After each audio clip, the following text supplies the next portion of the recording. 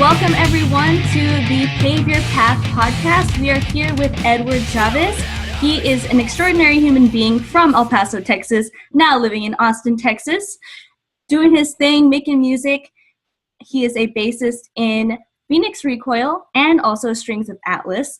He is he is a capoeira legend and teacher, and just an extraordinary human, and being friends with him for 10 years, I could say an amazing friend who has also been through his share of struggles, but that's never ever stopped you from being such a kind, caring, and giving person. So thank you for taking the time to share some of your wisdom today with us. Absolutely, and thank you for letting me do this with you. It's fun. Looking forward. Me too.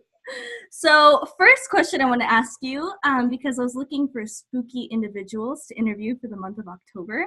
Yeah. So first, why would you consider yourself a spooky person? And what about you do you think is either spooky or different or strange or just like unconventional?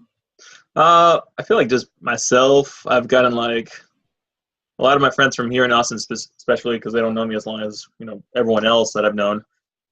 They see me as like a really nice, happy person. And give them a ride, or we get in the car and end up blasting tech metal or different kinds of music that don't match how I usually act, and they're like, "That's you caught me off guard there, man." I'm like, yeah, it's just part of what I am. I've also gotten a lot of reactions where people are like, "You're a really nice guy, but I was just terrified of coming up to you because you just look intimidating." Really? I'm like, I don't know where it came from, but yeah, apparently I tend to look intimidating to some people. I don't know if it's because I'm tall or because I have long hair. I don't know, but I tend to be a spooky person, and people get intimidated about me. without trying to be. Nice, I love it. Now take us through a day in the life of Edward Chavez. Like, you don't have to take us through a whole day, but like a general typical week. Like, what does your week consist of? Like, what really makes up your life? All right, so general week, typical stuff, which is like a 40-hour week for work, which is, just wake up like around 10, get to work at around 11 for right now. Might be changing that later. We never know. But yeah, do that for about 8 hours, answer phones, help people out. I do a lot of customer service, which is really fun. When I first started the job, I had a lot of people that were saying like, "Dude, you're going to hate it. You get stuck like talking to people for 8 hours. They're going to be mad at you." And I'm like, I already do that in the junkyard, and like it's in front of people, so I'd rather be on the phone, like on an AC. So it's a pretty cool job. I've been there for like 2 years already. Aside from that, what I usually do after that is just go straight to capoeira because it's 5 minutes away. Do that for about an hour. After that, I'll probably do CrossFit like once or twice a week. Straight after that, since it's a CrossFit and capoeira gym, which my instructor has been like really good at doing both. He's helped me out through like just maintaining my health and all that. Yeah, he's given me a lot of tips onto how to fix like back pains and knee pains and all that stuff. So kind of saves me money on going to doctor visits as well. So it's pretty good. Preventative care, that's always necessary. He knows a lot of that because he's been through it. Like I've seen him blow out his knees, his shoulder. Oh my God. And then there's like, this is what you got to do so you don't end up like I do. Like I will take that advice. So usually do that, and then just come back home, do some meal prepping depending on what day it is. Seeing as I'll usually stay up pretty late in the house, I'll usually spend about an hour or so practicing, playing bass, just coming up with ideas, making sure I stay on top of that and don't get rusty. And then just binge watch every once in a while, whatever's on Netflix, new seasons and stuff. I'm like, oh, it's on, yes. I just stay up till like 2-3 in the morning and then do the same thing all over again. That sounds awesome. That sounds like really chill, but like also really productive at the same time.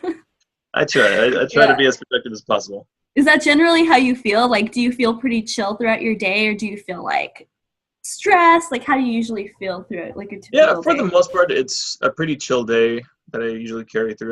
You're going to have your odd days that you're going to be stressed, whether it be because of work, lack of production or this and that, or you're having trouble trying to get with the band, trying to get the music and stuff like that. there's bound to be stress here and there. But usually what I do with that is, just try to focus on the whole day as a whole, and try to figure out a way to solve that issue without it stressing me out, and realize where you can, put input onto it to solve it, and where it's really out of your control, to where it's not a matter of whether you can do something about it, but it's just the way it's going to be. Yes, that's so huge, because I feel like we can spend so much energy focusing on things that are outside of our control, and then that takes away energy from what we could be focusing on, what Yeah. we can make a difference in. So that's awesome. That's a huge life lesson, I think. Yeah, And, exactly.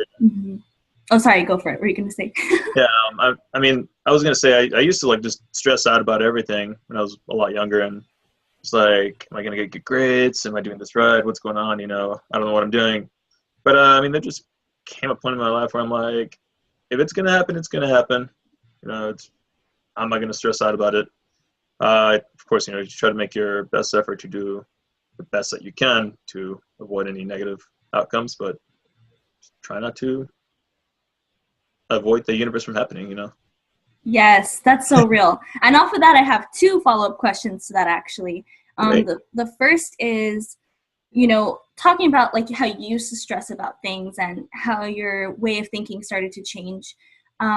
Was there like a moment, or was there like a process for you to change the way that you thought about things, like going from being stressed all the time to just going with the flow more, letting things happen and focusing on where you do have I feel like it's an accumulation of just life stuff that's happened to me between, family, personal issues, girlfriend issues, it comes to a point. Pretty sure we've all had that one girlfriend that's like, oh, I got to be with her forever and ever. And like, no matter how shitty she is, Yeah. And by the end of the relationship, you realize like, you know what? I'm not going to change her.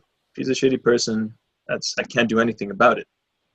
And then you just realize, hey, let it go, and you start feeling a lot better about it, because you start kind of accepting that person for how they are, and at the same time you realize you don't want to be with that anymore. That was like one experience that I can say personally that kind of helped me out with opening my eyes. But yeah, with that and like health-wise, realizing, hey, something's wrong with you. You can't stop it. It's too late. You got to get it fixed somehow. Yeah. Whether it's personal injuries or any other kind of diseases you might have. And then just by looking at people around you, learning from them. I grew up with people that were always stressed out, just out of very little things, that they were always angry about. And yeah, I took a step back and I started just observing their behaviors and realizing like, this person's getting upset over the smallest of things, Yeah. And you realize like, I don't want to be that person that's always putting so much energy into being negative. So yeah, it's a mix between watching people and watching yourself and what you do, that you end up learning how to like just let go of stuff. That's awesome. I love that. So much wisdom. Thank you. And my other follow-up question to that is, it sounds like music is like a priority for you, right? But it sounds like it doesn't actually take up that much time in your day. So, compared to, having to go to work for 8 hours a day and like do all these other things. So how do you like keep music a priority? Or I guess like my first question to that would be, when did you start playing music? How long have you been playing? And how have you kept it a priority in your life? Instrumentally, I've been playing music technically since the 5th grade. I used to play violin. Looking back at, me being a child, I didn't really pay much attention to it. I didn't really care for it. It was just extracurricular activity I did. I never practiced. Fast forward to about my junior year, I got tired of the violin because it was just so tiny. I was like, I'm gonna upgrade. I'm gonna move into something that's more my size. So that's when I moved up to upright bass. Did that for about 2 years. Kind of started taking music a little bit more seriously then. Actually would show up early, do some extra work, and learn some scales and stuff. But between that and once I graduated, actually right before I graduated, I got my first electric bass, and that's what I've been sticking with ever since. So it's been about 10 years or so already that I've been playing bass for. And as my time has progressed, with the bands I've been in at the beginning over what I play now, I've just been learning music at every step. Every band I've been with has improved what I do. Mm. Started with playing thrash and metal, just I was really. there at your first show. Yeah, that's awesome. And looking back at that, I was like, man, that was terrible, and as I started developing more and more. Well, like you said, it was a step in the process, right? Yeah, absolutely. And it still is. I mean, I'm currently taking instructions, lessons from my instructor, John Ferrara, Nice. who's the bass player from Consider the Source. Check them out if you ever get the chance. They're amazing. Met him one day that he came down to play down here, and I asked him, hey, what do you do other than play bass? He's like, well, I teach. I'm like, cool, I'm looking for a teacher, and I can afford it right now. So he's been giving me lessons for about the past 6 months or so, which has really improved me. That's one thing I realized, like, in order to improve what you do overall, you kind of need someone to tell you where to go. Totally. Whether you're self-taught or whether you've spent dozens of years in, school studying it, you need somebody to tell you, hey, this is what you want to do, or I've been there before, just kind of guide you. But yeah, I try to implement music as much as possible anywhere I go. When I'm in the car, whether I'm listening to something I have on the radio or something I have on my CD player, I try to just dissect the rhythms and listen to the variations, kind of break it down while I'm driving.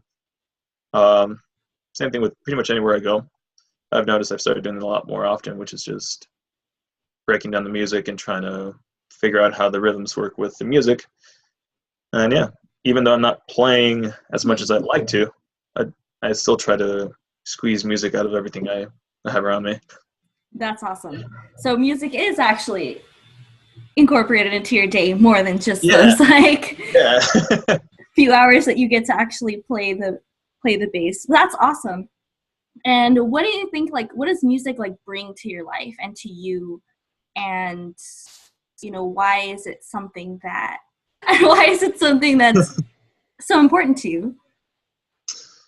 Music, honestly, I used to hate it as a child because I just didn't like music. Like, my mom would play Mexican music and I used to hate it, which oddly enough, I listen to it now. I love hearing Mexican and Latin music. It's one of the things I love to dissect and break down as much as possible. But I feel like transitioning from that point where I used to hate it to me playing it now as a grown-up, I feel like it's done a lot for me. It's gotten me up here to Austin. I mean, without music, I would have stayed in El Paso, probably been a little more miserable. I mean, yeah, my whole band just moved up here about 5 years ago, which we were all excited. We were going to be the next best thing, and we weren't. We just fell apart after a year, which, I mean, it's common from what I've realized. I met a lot of people around here that were like, yeah, I came up here with my band, and we just took a shit afterwards. I'm like, oh, good. I'm not the only one. All right. Yeah, no.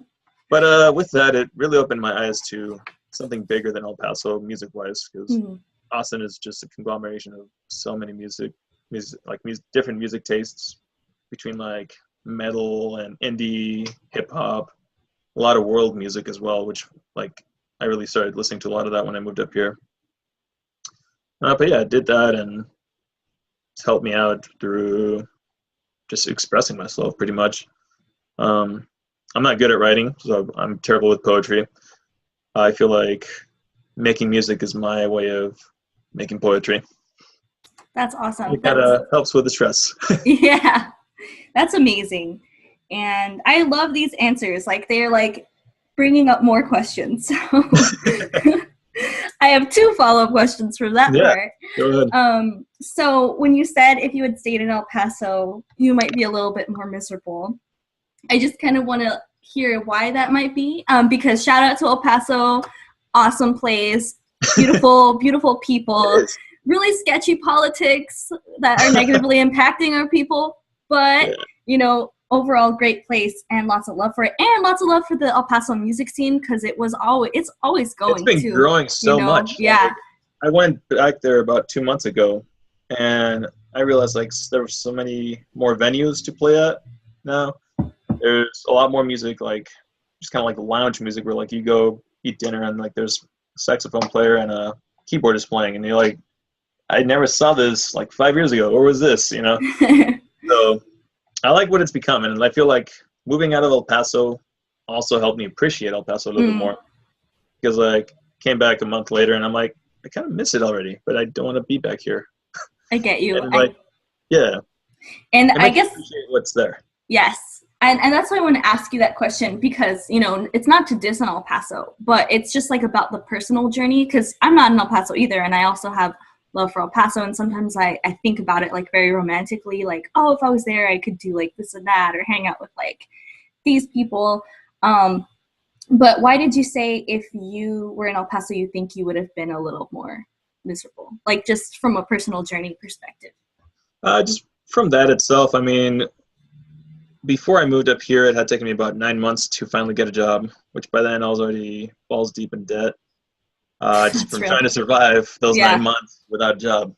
Aside from that, like I had just gotten a job like 2 weeks before we moved up here, and I quit right after, which my manager hated me for that. She spent a lot of time training me. But I feel like I'd still be stuck at that corner store, you know, doing a midnight shift and trying to afford going to school.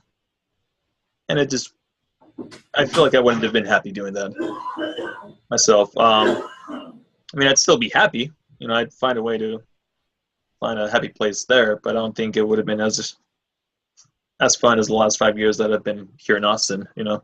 Yeah. That's awesome. Thank you for sharing that. And the other follow-up question I had was, I love that you're still playing music because of the journey that you've taken with music. And like you said, when you showed up to Austin, you were like very, very optimistic about the band that you like moved up there with, and then it didn't work out, but here you are, you're making music still. Like you didn't let like these setbacks stop you. So what has that journey been like with music? Like what have been kind of like the struggles in continuing to do it, and like how have you overcome those things to continue doing the thing that you love? The struggle, I mean, I feel like one of the biggest ones was just dealing with other musicians that, you know, even though they're amazing musicians and all, and you really want to play with them, they're just bad people. They're bitter. And it's just hard to play with them, you know. So learning how to collaborate with other musicians and interact with each other would be, I feel like, the hardest thing. Because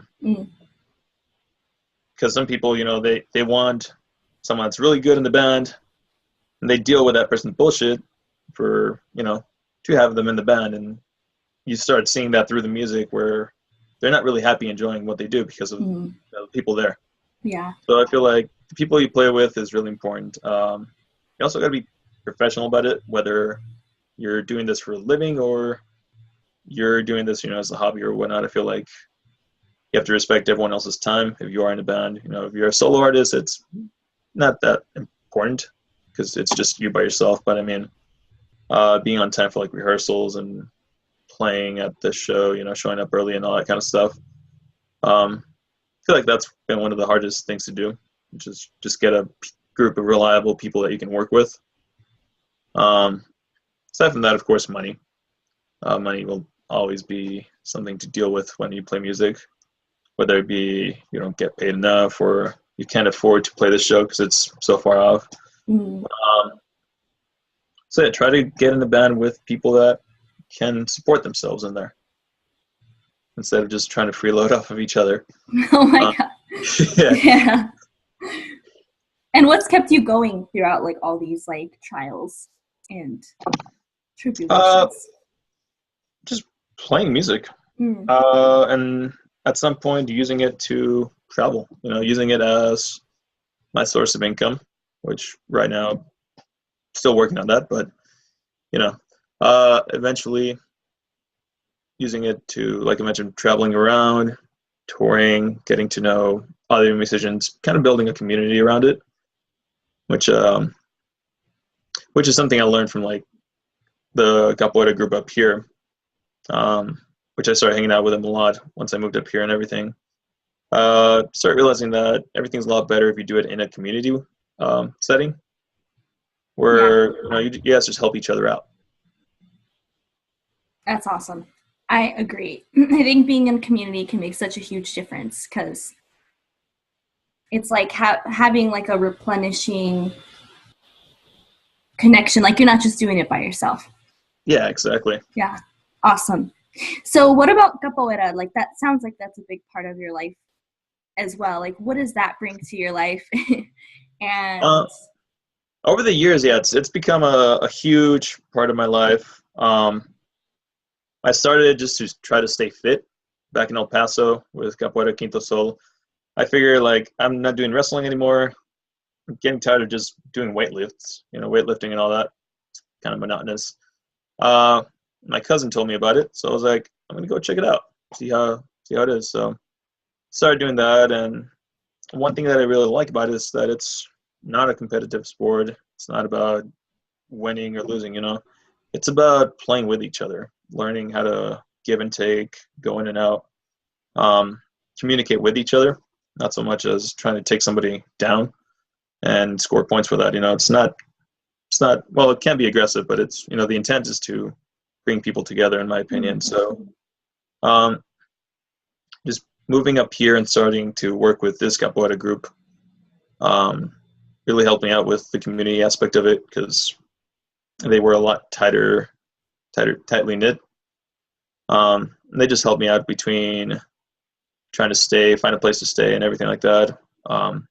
Initially, I was down in San Marcos, which is like half an hour away, which is, not that bad, but driving back and forth for like work and then capoeira up here in Austin, there were a couple of times where like my vehicle would break down, and they were always there for me. They were like, "Yeah, dude, you can just crash on my couch. I'll drive you to your work and stuff like that." yeah, that's amazing. So yeah, it showed me a lot of like a huge sense of that, just helping each other out. It expanded my music skills as well, since part of capoeira is music, and it taught me how to speak Portuguese as well. So Nice. I've picked up a lot of things from it, and I've gotten to meet a lot of interesting people from all over the world because of it. A lot of people from Brazil, California, New York, Paris, France. I've met like dozens of instructors who have been doing this for their whole life, Hmm.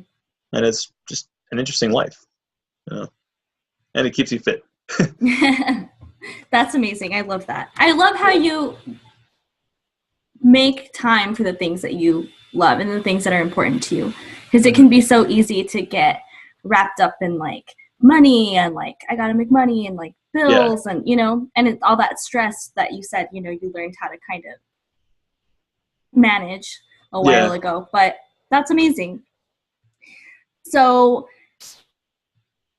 it sounds like you do have a lot of joy in your life, and I think we already talked about some of your hardships, but I guess I want to know, was there any point in your life where you just felt, where you either felt stuck or you felt hopeless?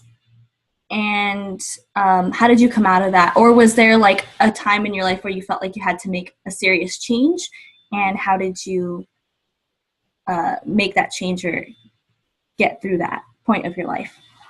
Yeah, there was a couple of times when I feel like stuff like that happened. I feel like one of the biggest ones initially was just dealing with people around you that have addictions, mainly gambling. Um, and that's something that you realize like at the very beginning, you don't really see it as an addiction because you're raised as addiction, drugs, addiction. You don't see any other kinds of addictions other than that because that's what they teach you at school. Mm-hmm. You don't think about anything else. But yeah, growing up, I started noticing that hey, gambling is a problem.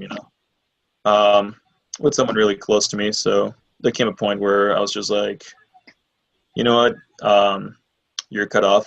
I'm not going to be able to help you out anymore with this.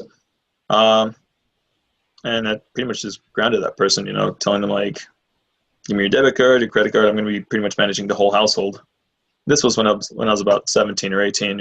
Wow. So And that's a yeah, lot to like take on too. yeah, definitely. So I kind of learned how to be a little more responsible earlier than what I was expecting to, I Mm-hmm. guess.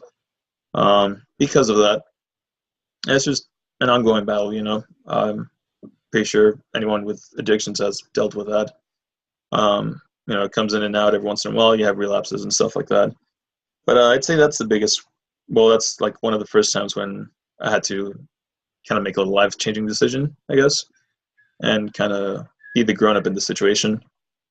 Um, secondly, second one I guess would be when I was diagnosed with cancer, which was back in 2011. Which a lot of people, you know, it's a little pain here and there, or, you know, something growing, you freak out, you know. And I feel like a lot of people just try to blow it off. They try to think, oh, it's nothing, it's nothing bad. And by the time they realize, okay, I got to take care of this, you know, it's might be a little too late. Which I did do myself. I held off for like about 3-4 months before I decided to take a look into the tumor I had, and told the doctor like, hey, there's this thing growing on me. Can you take a look at it, see what it is? He's like, yeah, it looks like a tumor. So you got to get it taken out as soon as possible. So I was like, fuck. All right. So the worst part of this was just, you know, I didn't have enough money at that point. So going back to the money thing, you know, that's the biggest stressor. Like, how am I going to afford a surgery and this and that? So I started looking at venues for that, you know, trying to figure out what kind of help I could get out of that. And in doing that, going through that whole journey, which probably took about almost a whole year from the time I realized it to the time I finally got pulled out and I went through chemo and everything. Which, by the way, guys, check your testicles. If they start growing, don't ignore it, because it is not a good thing to go through. Try to nip it in the bud as early as possible. But yeah, doing that, I kind of was like, I'm not happy where I'm at, you know, because at that point I was going to school for electrical engineering, which was another stressing agent on top of that. So I had all of that stacked up, and then after that, I ended up getting fired from work because I missed some time off due to chemo. So wow, that's really awful. Yeah. It was a pretty eye-opening year when I realized, like, I'm not happy here, so I gotta get out. Which was another reason why I was happy to leave El Paso, you know, and I took that opportunity with the band, just to get out, you know. Yeah. But yeah, that's one of the biggest life-changing experiences I've had, and it made me realize, like, if I would have died right then and there from cancer, I feel like I hadn't done anything with my life, you know. I feel like I didn't contribute to anything at all. So that's kind of what pointed me towards, you know, having a more productive life and trying to help each other out, you know, trying to leave a good thing behind if that ever does happen, you know. Yeah. Wow. Yeah. Thank you for sharing that. That I can't even imagine. That's like so rough, for real. And also, I mean, you're just such an amazing person. Like, you were an amazing person before, and you're still an amazing person. So I just really appreciate. You've always been a giving person, I think, in my Thank you. my opinion. But I do see what you're saying about, like, wanting to make sure you're, like, living your life to the fullest. And yeah, absolutely. And it's awesome to see that you are. Like, you really are. So I love that. And thank you for sharing all of this, because I feel like that's something a lot of people struggle with, a lot of people get stuck on. And, you know, going back to, like, where you were at that point and going to school and not really happy with that, like, was that something you felt, like, pressured to do? Was that something that, you know? Yeah, I feel like it's very, very early, you know, right after high school, everyone's trying to recruit you to go to schools and all that stuff. So I feel like we were all put into that mold of, hey, high school, now go to college, now graduate, now get a job.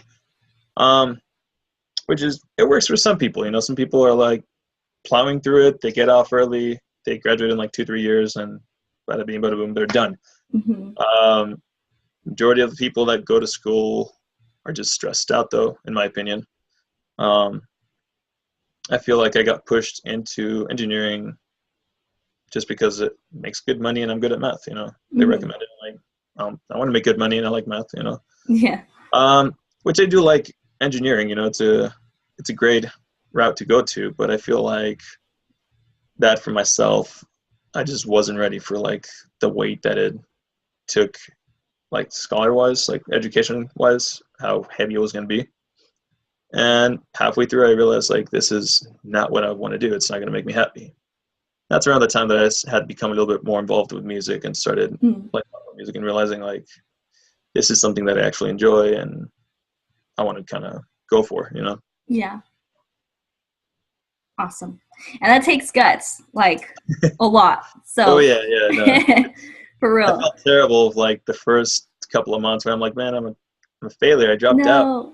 Gonna graduate, but like over the time, I got over it, and it's never too late. I mean, I've known people that just graduated and they're like 40 or 50. So I'm like, all right, if I ever do have to go back, I can just go back. Yeah, exactly. And I would also say that like I think it takes like a lot of bravery and like courage to follow what you want to do and what makes you happy and what's important to you, especially when it seems to go against like what you're told to do, like what you're expected to do from like all these like societal Yeah, expectations. And the other big thing is like so many people end up miserable following yeah. that path. So it's like why would we Oh follow yeah. something that makes us miserable? Like, I got so you many know, friends that like graduated and they're like, dude, I fucking hate my job. dude. I'm not even using my degree. Yeah. Same, dude. I also have so many friends who graduated and ended up working like the same type of jobs they would have been working without a Yeah, degree. And same with me. Like I've been really unhappy like since I graduated, and that's why I really appreciate like all the wisdom you share, because I'm trying to go on this like journey of like following my path more, but I also feel like the financial struggle is like one of the biggest obstacles, but I oh yeah. really, yeah. I really, Money is a huge one. yes, dude. But I appreciate you sharing all that, because it's like, well, what's more important, And there has to be a balance, obviously. Like, Yeah. obviously, you're working hard to like, pay your bills, but there is no tomorrow, essentially. That's like what I'm starting to feel like. Like it's today. Like you got to do it today. Yeah. Figure out how to like bring these Enjoy today. things to your life. Don't worry about Yes. tomorrow too much. Yes. So my last question to you, Mm-hmm. or I guess my last two questions, and Yeah. thanks again for sharing all of this. I love this interview. I'm glad you're enjoying it. What's something that you're looking forward to in the Something coming that I'm looking future? forward to Yeah. in the coming future. All right. It's a really good question. That's got a couple of things going on that I'm really looking forward to. The closest one that's coming up would actually be recording two new songs. Like we're trying to get a full-length album. We're just doing it like bit by bit.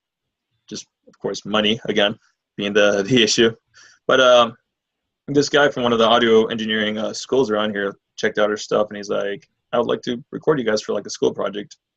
So like, That's dude, yeah, awesome. Yes. we'd be able to get some studio time, get some experience with that, and we would also be able to share our music with a whole group of people who we would have never met. So yeah, I'm really looking forward to that. That's going to be towards the middle of October, like 2 more weeks. And then after that, what else is going on? I'm going to be making a little trip to Orlando, just to little time off with the girlfriend's family, check Aw. out Disneyland, well, Disney World, and yeah, just have some time off. Other than that, got some capoeira events going on around Austin, which I'm really excited about. Again, they usually bring like a lot of people that have different ways of playing capoeira. One of them's here in Austin, and one of them's going to be down in Houston. So we like to road trip. That's what we do. We rent a car, we road trip. We went down to Louisiana, and what would have taken like an 8-hour trip, we just ended up pushing it to like 12 hours just because Oh, we were just goofing off and having fun. yeah. We didn't really realize it until we got there. We're like, we showed up 4 hours later. And we're like, oh well, let's try not to Well, do that yeah. on the way back. Enjoy Well, the rest of the day. that's what I was gonna say though. Like, if you're trying to go anywhere when you're in Texas, it's gonna be a road trip. Like, Yeah. there's Oh, no yeah. way it's not gonna be a road trip. Yeah, absolutely. But I'm looking forward to all of that, and yeah, I mean, whatever the new year has in store for us, we're hopefully trying to make like a little mini tour, hit down like the Valley and the Gulf Coast area of Texas. Probably like a weekend tour, hit Corpus Christi, Brownsville, McAllen, stuff like that. Probably around January. Just when everyone's still off of school, well, like first or second week. That's pretty much it. That's all I can really think about that I have to look forward to for right now. That's awesome. That's a lot. That's Yeah, amazing. thank you.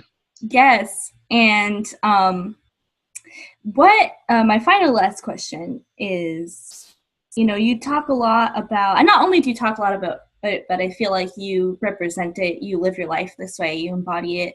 So, like, what advice do you have to people about paving your path and, like, living your life your way? There's gonna be shitty days and shitty weeks and shitty months and even years. Yeah, okay. Just keep that in mind and try to make the best out of it. Try to focus on the positive stuff that you can actually be productive on.